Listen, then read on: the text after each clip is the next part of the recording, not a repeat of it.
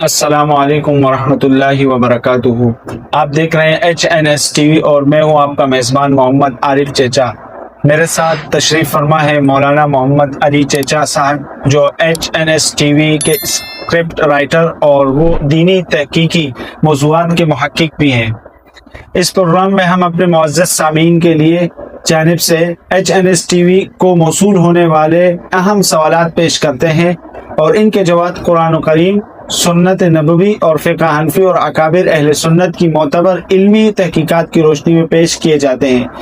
آج کی اس نشست میں بھی ہم آپ کے بھیجے گئے اہم سوالات میں سے ایک سوال منتخب کریں گے، جس کا تفصیلی مدلل اور محقق جواب مولانا محمد علی چیچا پیش فرمائیں گے۔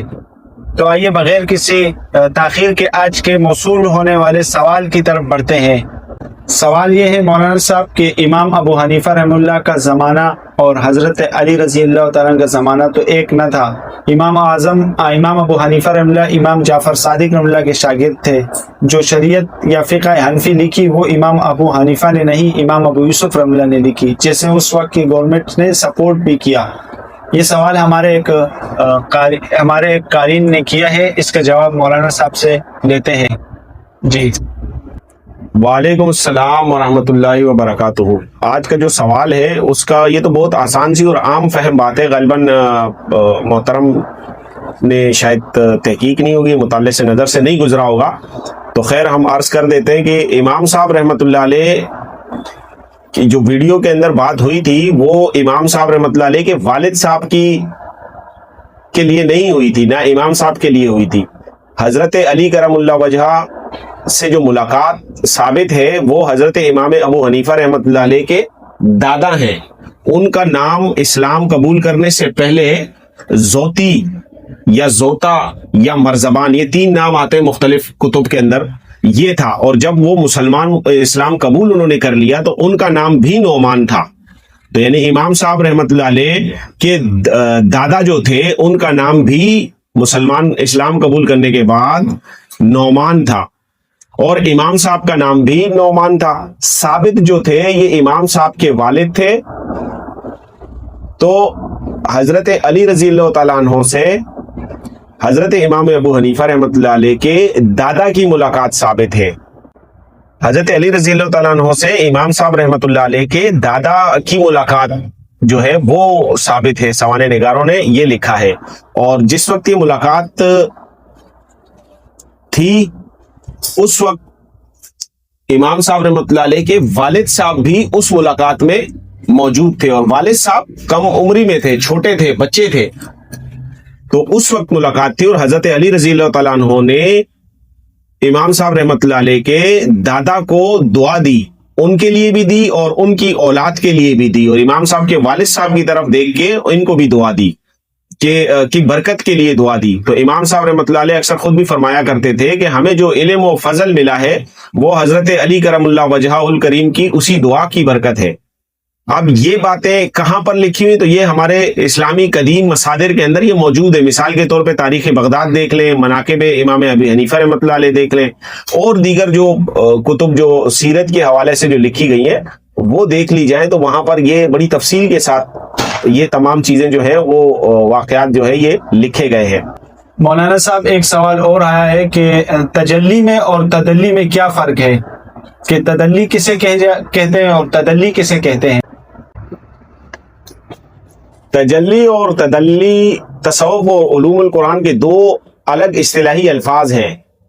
ان کا سلوک و تصوف میں بھی اکثر صوفیاء نے ان کے متعلق لکھا بھی ہے اور یہ ان کے بارے میں بیان بھی کیا جاتا ہے۔ اگرچہ دونوں کا تعلق جو ہے وہ قرب الہی سے ہی ہے، لیکن ان کا مفہوم جو ہے وہ الگ الگ ہے۔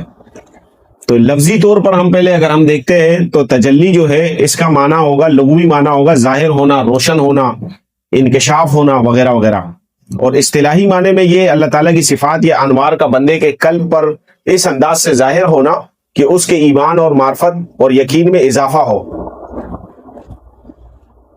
اس میں ایک اور اہم نقطے کی بھی وضاحت ہو جائے، اور یہاں ایک اشکال بھی ہو سکتا ہے، اس سے غلط مراد نہ لی جائے کہ اس کا یہ معنی بالکل بھی نہیں ہے قطعاً بھی یہ معنی نہیں ہے کہ اللہ تعالیٰ نعوذ باللہ کسی مخلوق میں حلول کرے، یہ بالکل ایسا نہیں ہے۔ انوارات اور آثار جو ہے اس کا ظہور ہوتا ہے، وہ کیفیات کی صورت میں۔ قرآن مجید میں سورہ اعراف کے اندر اس کی مثال دی گئی ہے، فلما تجلی ربہ للجبل جعلہ دکا، جب اس کے رب نے پہاڑ پر اپنی تجلی فرمائی تو اسے ریزہ ریزہ کر دی۔ یہ سورہ اعراف کی غالباً آیت 42 یا 43 کا یہ مفہوم ہے۔ اور اب ہم آتے ہیں تدلی کی طرف۔ لغوی معنی اس کا ہوتا ہے قریب ہونا، نیچے آنا، جھکنا، اور اصطلاح کے اندر قرآن مجید میں یہ لفظ معراج کے واقعے میں آیا ہے جہاں پر قرب خاص کا بیان ہے۔ سورہ نجم کے اندر ثم دنا فتدلی، پھر وہ قریب ہوئے اور پھر اور زیادہ قریب ہوئے۔ تو مفسرین کے ہاں اس کی تفسیر کے اندر اختلاف ہے کہ یہ کون کس کے قریب ہوا۔ تو زیادہ تر جمہور مفسرین نے اس سے مراد جبرائیل علیہ السلام کا رسول پاک صلی اللہ علیہ وسلم کے قریب آنا مراد لیا ہے وغیرہ۔ تو اب اس کا دوسرا جز یہ ہوگا کہ تصوف و سلوک میں تجلی و تدلی کا مفہوم کیا ہو سکتا ہے۔ تو سلوک و تصوف میں تجلی و تدلی دونوں دو نہایت اہم اصطلاحات ہیں، اور دونوں کا تعلق سالک کے روحانی سفر سے ہے، لیکن ان کا مفہوم، محل اور اثر جو ہے وہ ایک دوسرے سے تھوڑا سا جدا ہوتا ہے۔ تجلی سے مراد یہ ہوگا کہ اللہ تعالیٰ اپنے اسماء و صفات کے انوار بندے کے قلب پر ظاہر فرمائے، اور جس سے معرفت، یقین، محبت اور خشیت اور قرب الہی میں اضافہ ہو۔ یہ ظہور بندے کے دل میں ہوتا ہے، نہ کہ ذات باری تعالیٰ کے حلول یا اتحاد کی صورت میں۔ بالکل حلول یا اتحاد نہیں ہوتا، یہ عقیدہ جو ہے یہ مسلمان صوفیہ کا نہیں ہے، نہ اسلامی تصوف اور سلوک کے اندر اس چیز کا کوئی وہ ہوتا ہے۔ یہ سارا کا سارا جو ہندو عقیدہ ہے یا ہندو جوگی ہے یا جو ہندو میتھالوجی ہے، اس کے اندر یہ حلول کے عقائد ہے جو کہ غلط بھی ہے۔ تو یہاں اس چیز کو ذرا نقطے کو یہ بڑا اہم ہے۔ سالک جب مجاہدہ، ذکر، مراقبہ، توبہ اور تزکیہ نفس کے مختلف مراحل طے کرتا ہے تو اس کے قلب پر مختلف تجلیات وارد ہوتی ہیں۔ اچھا، ایک بات کا میں تھوڑا سا وہ ذکر کر دوں کہ میں اگر ایسا لگ رہا ہے کہ میں بار بار نیچے دیکھ کے بات کر رہا ہوں، تو میں نے یہ اپنے نوٹس بنائے ہوئے ہوتے ہیں، اور موبائل کے اندر یا کسی پیپر کے اوپر، یہ چونکہ اب عادت ہے یا آپ اس کو جو بھی سمجھ لیں، لیکن وہ نوٹس میں نے بنائے ہوئے ہوتے ہیں، پوائنٹس، تو اسی کے اوپر جو ہے وہ اہم جو نکات ہوتے ہیں یا حوالہ ہوتا ہے وہ میں نے نوٹ کر کے لکھا ہوا ہوتا ہے اپنے پاس۔ تو کام اس کے اوپر پہلے کر کے اس کے بعد جو ہے وہ تحقیق کرنے کے بعد وہ چیز آتی ہے، تو اس وجہ سے وہ تھوڑا سا جو ہے نیچے دیکھنا پڑتا ہے۔ تو سالک جب مجاہدہ، ذکر، مراقبہ، توبہ اور تزکیہ نفس کے مراحل طے کرتا ہے تو اس کے قلب پر مختلف تجلیات وارد ہوتی ہیں۔ کیسے؟ مثلاً تجلیات افعال، تجلیات صفات، تجلیات اسماء، تجلیات اسماء وغیرہ وغیرہ۔ ان تجلیات کا مقصد جو ہے وہ سالک کے ایمان، اخلاص اور معرفت کو کامل کرنا ہوتا ہے۔ مزید تفصیل بہت ہے، لیکن وہ ہر سالک جو ہے وہ اس کی تفصیل وہ اپنے مرشد سے ہی پوچھے، اور اس سے ہی وہ اذکار اور جو اسباق وغیرہ جو اس کو جس سلاسل سے بھی وہ منسلک ہے، وہ وہاں پر جب وہ کرتا ہے تو وہ اپنے مرشد کو بتائے، اپنے شیخ کو بتائے، وہ اس کی رہنمائی کرے گا۔ یہاں ہم ایک جنرل وہ جو سوال آیا تھا اس کا جواب دیتے ہیں، ہم اتنی تفصیل کے اندر نہیں جائیں گے، ورنہ تفصیل پہ تو بہت اس پر کلام کیا جا سکتا ہے۔ تدلی کے لغوی معنی ہے قریب ہونا، جھکنا، نہایت قرب حاصل ہونا یا قرب حاصل کرنا۔ اصطلاح تصوف میں تدلی سے مراد وہ روحانی مقام ہے جہاں بندہ اطاعت، محبت، اخلاص، فنا فی الطاعات یعنی نیکیوں کی طرف اس کا رجحان اور دوام ذکر کے ذریعے قرب الہی کے اعلیٰ منازل طے کرتا ہے۔ یہاں ایک نقطہ آیا کہ دوام ذکر، یعنی اس کا مطلب یہ ہے کہ تدلی جو ہے وہ بسط کی کیفیت ہے۔ تو دوام ذکر کے ذریعے قرب الہی کی اعلیٰ منازل طے کرتا ہے۔ اس مقام پر بندہ اپنی خواہشات کو اللہ تعالیٰ کی رضا کے تابع کر دیتا ہے، حتیٰ کہ اس کی زندگی کا مقصد صرف رضا الہی رہ جاتا ہے۔ تجلی اور تدلی میں فرق کیا ہے؟ تجلی میں اللہ تعالیٰ کے انوار اور اسماء و صفات کا فیض بندے کے قلب پر وارد ہوتا ہے، اور تدلی میں بندہ روحانی ترقی کرتے ہوئے قرب الہی کے منازل طے کرتا ہے، یعنی عروج اور نزول۔ تو تدلی جو ہے یہ اس کے اندر عروج ہو رہا ہوتا ہے، اور تجلی کو فیض ربانی کہا جا سکتا ہے، جبکہ تدلی سفر عبد کی تکمیل اور قرب کی کیفیت کا عنوان ہے۔ تو تجلی کا تعلق زیادہ تر اللہ تعالیٰ کی طرف سے اللہ تعالیٰ کی عطا سے ہے، جبکہ تجلی کا تعلق بندے کے قرب و سلوک سے ہے، اگرچہ اس کی توفیق بھی اللہ تعالیٰ ہی عطا کرتا ہے، دونوں اللہ تعالیٰ کی طرف سے، لیکن یہ تھوڑا سا مفہوم سا ایک فرق ہوتا ہے۔ باقی اگر اس کو بنظر غیر دیکھا جائے تو فرق تو دونوں میں کوئی نہیں، یہ تو چونکہ صوفیاء کے اور سلوک کے ماہرین محققین کا اب چونکہ اس پر ایک تجزیاتی طور پہ کلام ہوتا ہے، وہ موہوم سے موہوم فرق کو بھی جو ہے نا وہ دیکھتے ہیں کہ اس ذکر کے تحت یہ ہوتا ہے، اس ذکر کے تحت یہ کیفیات ہوتی ہے، تو یہ صرف اس کیفیاتی اور اس منازل کا وہ ہے۔ باقی اگر دیکھا جائے تو یہ سب سے بڑی نعمت یہی ہوتی ہے کہ بندہ جو اللہ کا ذکر کر رہا ہوتا ہے، یہ سب سے بڑی نعمت ہے۔ باقی کوئی کیفیات آئے نہ آئے وہ اصل مقصود نہیں ہوتا۔ مولانا صاحب کی گفتگو سے اور جو جواب انہوں نے تحقیقی جواب دیا ماشاءاللہ، ان سے تو یہ واضح ہوا مولانا صاحب کے تجلی کا تعلق تو اللہ تعالیٰ کی طرف سے ہوتا ہے، کہ تجلی اللہ تعالیٰ کی طرف سے آتی ہے، اس کے انوار ہے، اور جو تدلی ہے وہ بندے کی طرف ہوتی ہے، یعنی بندے سے اس کی نسبت کی۔ آپ کی بنیادی باتوں کا جو بنیادی خلاصہ اس کا یہی نکلا کہ تدلی۔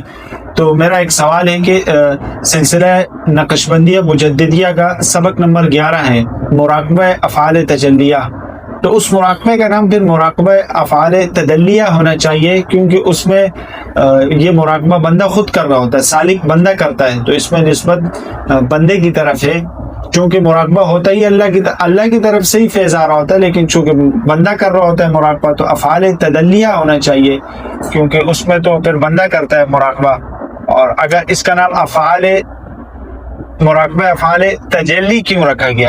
مولانا آپ نے بھی صحیح پکڑا ہے، تجلیات اور تدلیات، حالانکہ اس میں وہ مراقبہ جو ہے وہ ہم چلے اس کے اوپر کر لیتے ہیں تھوڑا سا۔ میں تفصیل میں نہیں جاؤں گا کیونکہ یہ ایک سلسلہ نقشبندیہ مجددیہ کا ایک سبق ہے، اور اسباق جو ہوتے ہیں وہ یوٹیوب سے جو ہے وہ نہیں سیکھے جاتے ہیں، وہ اپنے مرشد کی زیر نگرانی رہ کر سلوک کی منازل کو اور معاملات کو طے کیا جاتا ہے۔ تو اس لیے میں زیادہ اس میں تفصیل میں نہیں جاؤں گا، تفصیل میں کہنے کو بہت کچھ ہے، لیکن صرف وہ 2-3 لائنوں میں ذکر کر کے ہم اپنے سوال کی طرف آئیں گے۔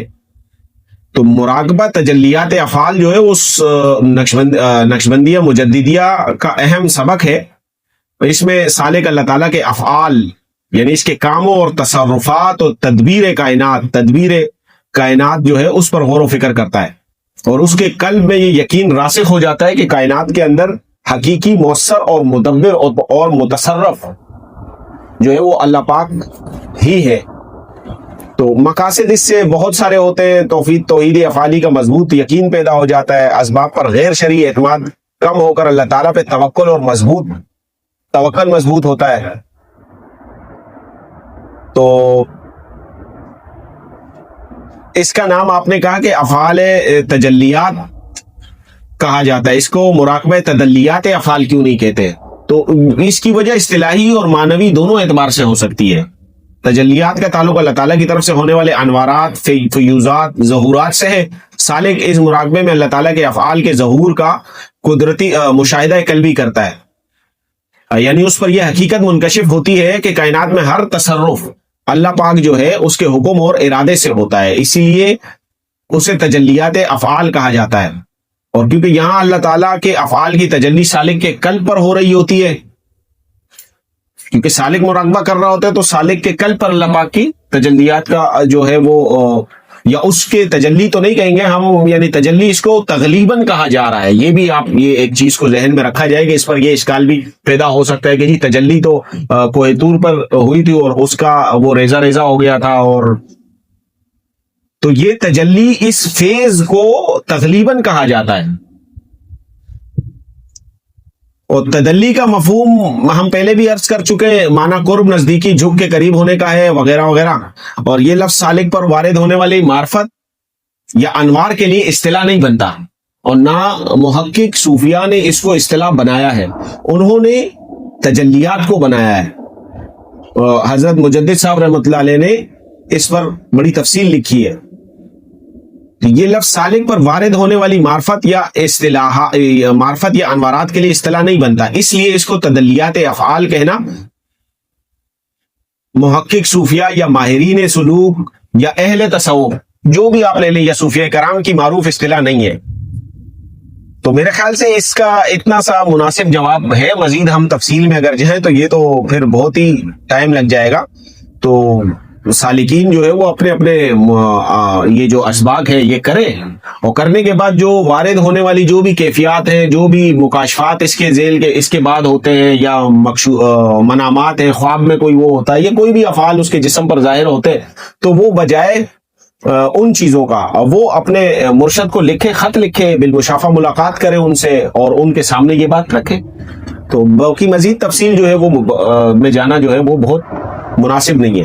ماشاءاللہ مفتی صاحب نے, مولانا صاحب نے بہت اچھی گفتگو کی اور ہمارے سوالوں کا بہت اچھا جوابات دیے. امید ہے کہ آج کے سوال کا جواب آپ کے لیے مفید اور رہنمائی کا باعث ثابت ہوں گے. اگر آپ کے ذہن میں کوئی سوال کسی بھی موضوع سے متعلق ہو, تصوف, عملیات, حدیث, تفسیر, فقہ یا کسی بھی دینی شعبے سے متعلق ہو, تو ہمیں کمنٹ سیکشن میں ضرور لکھیں اور HNS TV کے ذریعے ہم تک پہنچائیں.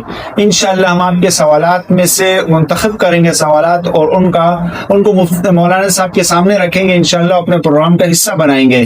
اگر آپ کو ہماری یہ کاوش پسند آئی ہے تو ویڈیو کو لائک کریں, اپنے دوستوں کو ساتھ ان کو شیئر کریں اس ویڈیو کو. اور ابھی تک آپ نے اگر ہمارے چینل کو سبسکرائب نہیں کیا تو ضرور سبسکرائب کریں, اور ساتھ موجود بیل آئیکن کو بھی دبا دیں, تاکہ ہماری آنے والی علمی اور تحقیقی موضوع سے اب تک بر وقت آپ علم سے آگاہ ہو سکیں. آخر میں ہم اپنے معزز مہمان مولانا محمد علی چیچا صاحب کا تہ دل سے شکریہ ادا کرتے ہیں کہ انہوں نے ہمیں اپنے قیمتی وقت میں سے وقت نکال کر ہمارے ناظرین کی علمی رہنمائی فرمائی. اللہ تعالی ہمیں صحیح دین سمجھنے, اس پر عمل کرنے اور اسے دوسروں تک پہنچانے کی توفیق عطا فرمائے. وآخر دعوانا ان الحمدللہ رب العالمین.